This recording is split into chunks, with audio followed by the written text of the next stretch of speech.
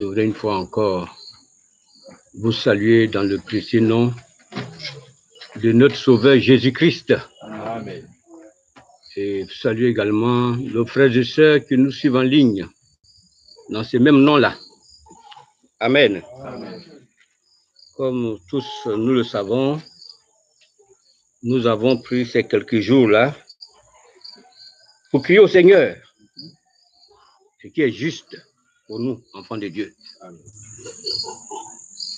C'est vrai, la Bible dit, aux derniers jours, il y aura des moments difficiles. Et ce sont ces moments difficiles-là que nous vivons. Amen. Et enfants de Dieu que nous sommes, devons crier au Seigneur, afin qu'il nous soutienne. Nous qui avons pris l'engagement de marcher avec lui, qu'il nous soutienne, Amen. que nous allons jusqu'au bout de ce voyage. Et prier aussi pour ceux qui ne le connaissent pas encore, que ces moments difficiles leur donnent l'occasion de chercher Dieu. Amen. Amen. Nous allons lire juste des passages. C'est une réunion de prière. Je vais juste lire des passages sur lesquels nous allons nous appuyer pour prier le Seigneur. Amen. Amen. Le premier passage se trouve dans le livre de Sophonie. Dans le livre de Sophonie. Sophonie, chapitre 1. Sophonie, chapitre 1. Je vais lire à partir du verset 17 et continuer au chapitre 2 jusqu'au verset 3 du chapitre 2. Vous y êtes. Je peux lire. Verset 17, Sophonie, chapitre 1. Je mettrai les hommes dans la détresse, et ils marcheront comme des aveugles, parce qu'ils ont péché contre l'Éternel. Je répandrai leur sang comme de la poussière, et leur chair comme de l'ordure.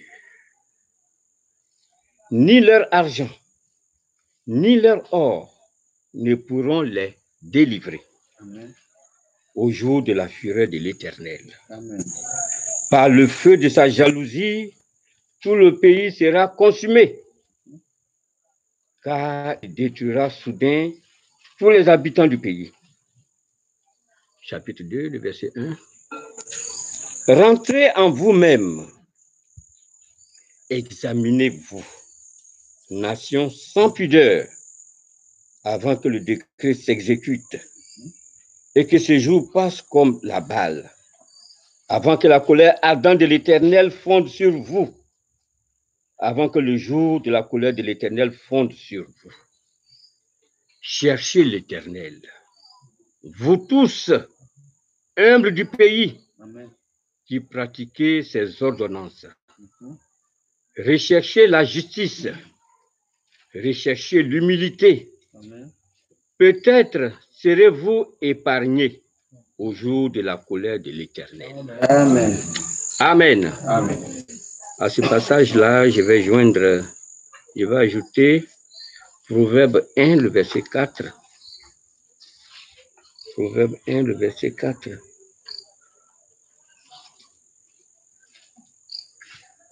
Au jour de la colère, la richesse ne sert à rien, Amen. mais la justice délivre de la mort. Amen. Amen. Que le nom de Dieu soit béni. Amen. Frères et sœurs, cherchons la justice. Cherchons la justice de Dieu. Amen. Amen. Amen. Ce matin, j'ai lu une brochure du frère Branham. Et dans cette brochure-là, il a donné un exemple concernant la justification. Amen. Amen. Il y a une bouteille se trouvant dans les ordures. Il vient, il prend cette bouteille-là. Il la sort des ordures. C'est ça la justification. Amen. Amen. Amen. Maintenant, il va se mettre à nettoyer cette bouteille. Ça, c'est ça la sanctification. Amen. Amen. Cherchons la justification de Dieu. Amen. Amen. Amen. Et c'est simple. On n'a pas d'argent à payer pour être justifié par Dieu. Dans le passage de Proverbes que nous avons lu, je vais le reprendre. Sinon, il n'y a pas assez de place là, donc j'ai du mal à déposer la Bible sur le pupitre. Il dit, au jour de la colère, la richesse ne sert à rien, mais la justice délivre de la mort. Amen. Amen. Voudrions-nous être délivrés de la mort? Amen. Alors qu'elle est courante aujourd'hui? En une journée, dans certains pays d'Europe, on parle de plus de 8000 morts, 800 morts. La mort est courante. Voudrions-nous être délivrés de cette mort-là? Cherchons la justice de Dieu. Amen. Annonçons cette justice-là à nos parents, à nos voisins. Amen. Ils veulent échapper à cette mort-là, n'est-ce pas? Tout le monde veut échapper à cette mort-là. Dites à nos voisins, dites à nos parents, disons à nos parents, disons à nos voisins de chercher la justice de Dieu. Amen. Qu'ils acceptent Jésus-Christ afin qu'il les justifie. L'argent ne sert à rien. On l'a lu là.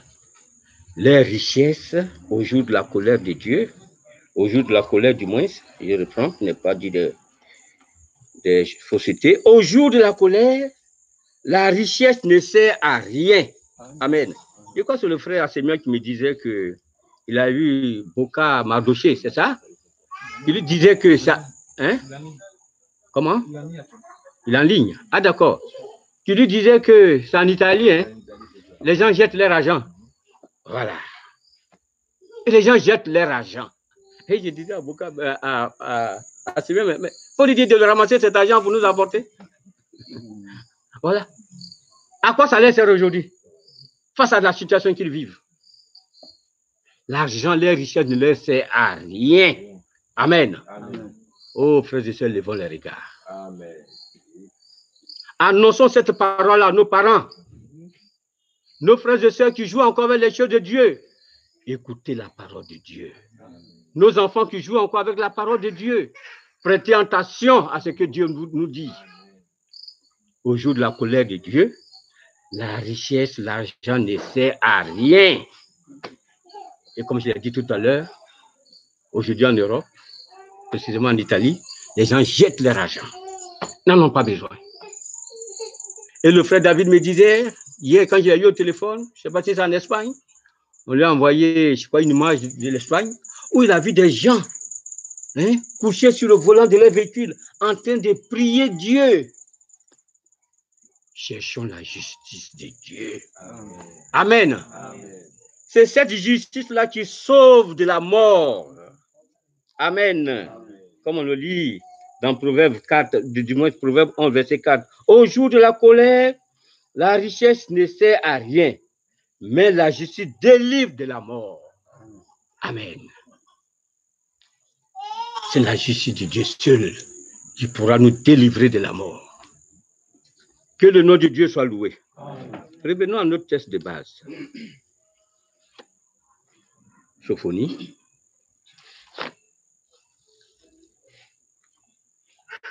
Excusez-moi, je suis un peu embêté là. Voilà. On va lire à partir du verset 17, Sophonie 1.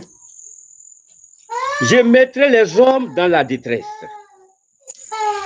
et ils marcheront comme des aveugles, parce qu'ils ont péché contre l'Éternel.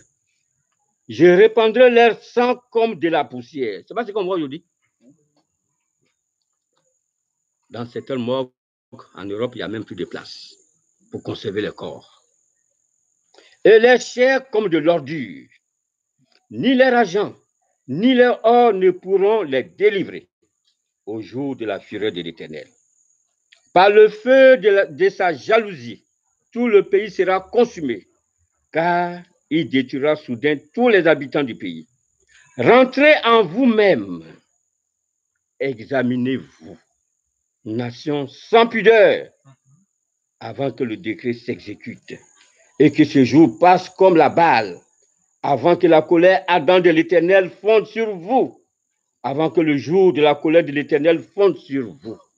Cherchez l'Éternel. Amen. Amen. Vous tous humbles du pays qui pratiquez ces ordonnances. Recherchez la justice, recherchez l'humilité. Peut-être serez-vous épargnés au jour de la colère de l'Éternel.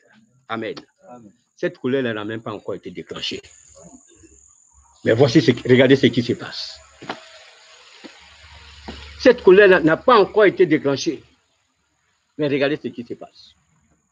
Nous ne serons pas ici quand cette colère sera déclenchée. Ceux qui ont accepté le Seigneur, qui ont accepté Jésus-Christ, qui ont fait la paix avec lui, ils seront enlevés très bientôt. Amen. Et après l'enlèvement, voici ce qui va se passer. Ce sera pire que ce que nous voyons. Ce que nous voyons n'est qu'une introduction. L'introduction, ce n'est pas l'essentiel. Ce n'est qu'un avant-goût. Regardez, cet avant-goût-là a déjà tout bloqué dans le monde entier. Tout est bloqué dans le monde entier. Toutes les activités sont au ralenti. Alors que nous ne sommes qu'à l'introduction. Partout où nous irons, annonçons cette nouvelle. Amen. Que c'est la justice de Dieu seule qui peut nous délivrer. Amen. La justice de Dieu. Alléluia. Amen. Que la justice de Dieu. Nous avons encore le temps d'entrer en nous-mêmes, de nous examiner, de nous faire la grâce. Amen. Ceux qui n'ont pas encore fait la paix avec Dieu, il vous donne encore le temps de vous examiner, d'entrer en vous-même, de vous rendre compte que sans lui, vous n'êtes rien. Ce que Dieu dit, c'est la vérité. Amen. Et ça arrive. Amen. Voilà. Ce que Dieu dit, c'est la vérité et ça arrive. Ceux qui jouent encore avec les choses de Dieu, ressaisissez-vous. C'est à vous qui s'adresse particulièrement. Tout nous indique que sa venue est pour bientôt. N'est-ce pas? Tout nous indique que la venue de Jésus-Christ est pour bientôt. Au fur et à mesure que le temps passe, les temps deviennent plus difficiles. Les temps deviennent plus difficiles. Quand l'épouse de Christ sera enlevée, qu'est-ce qui va se passer dans ce monde? Maintenant, entrez en vous-même. Recherchez la justice de Dieu. C'est cette justice-là qui vous délivrera de la mort. Amen. Ce qu'il y a de meilleur dans ce monde, c'est accepter Jésus-Christ. Ce n'est pas d'avoir de grandes richesses. Au jour de la détresse, de la colère de Dieu, l'argent ne servira à rien. On l'a lu. Ce n'est pas ma parole. Ce n'est pas la parole d'un homme. C'est la parole de Dieu. Et la parole de Dieu est la vérité. Amen. Ce soir, mes frères et sœurs, nous qui avons fait la paix avec Dieu, partout où nous irons, disons nos parents, disons nos voisins, recherchez la justice de Dieu. Que ça là, c'est un signal. Ça là, c'est un avertissement. Nous qui avons des enfants qui ne veulent pas marcher avec Dieu, avertissons-les avec ce qu'eux-mêmes voient aujourd'hui. Avec ce qu'eux-mêmes voient et qu'ils entendent. Quand on allume un poste radio, on ne parle que de coronavirus. On ne parle que des morts. Quand on allume la télévision, c'est de ça qu'il en est question. Quand on achète les journaux, c'est de ça qu'il en est question. Aujourd'hui, on ne va même plus à l'école. Ce ne sont pas les vacances, hein? N'est-ce pas? Ce ne sont pas encore les vacances. Mais on ne va pas à l'école. Pourquoi? C'est un avertissement que Dieu donne à chacun. L'avertissement vient avant le jugement. N'entrons pas en jugement avec Dieu. N'entrons pas en jugement avec Dieu. Voici pourquoi nous devons nous humilier et accepter sa parole. On n'a rien à perdre en acceptant de marcher avec Jésus-Christ. En donnant sa vie à Jésus-Christ, on n'a rien à perdre. Bien le contraire, on a tout à gagner. Amen. Ici même déjà, il prend soin de nous. Je l'ai dit dimanche que cette pandémie-là, pour nous, est une ruse. Elle ne sera pas la source de notre mort. Non, non, non. Ça sera la source de la mort des autres, mais pas des enfants de Dieu. Amen. Alléluia. Amen. Donc, que ceux qui jouent encore avec les choses de Dieu se ressaisissent. Nous allons crier au Seigneur ce soir pour nos parents, pour nos enfants, pour nos amis, que nous aimons, et Dieu les aime plus que nous d'ailleurs, qu'ils entrent en eux-mêmes et qu'ils acceptent Jésus-Christ, qu'ils ne soient pas des simples religieux, mais qu'ils acceptent Jésus-Christ. C'est parce que nous n'avons rien à faire, c'est pas parce que nous n'avons rien à faire que nous sommes chrétiens, hein? C'est pas ça, hein? Ou bien c'est parce que nous ne savons pas que les choses de ce monde-là sont aussi des plaisirs. Non, non, non, c'est pas ça. Mais Jésus-Christ est mieux que tout ça. Faisons la paix avec eux.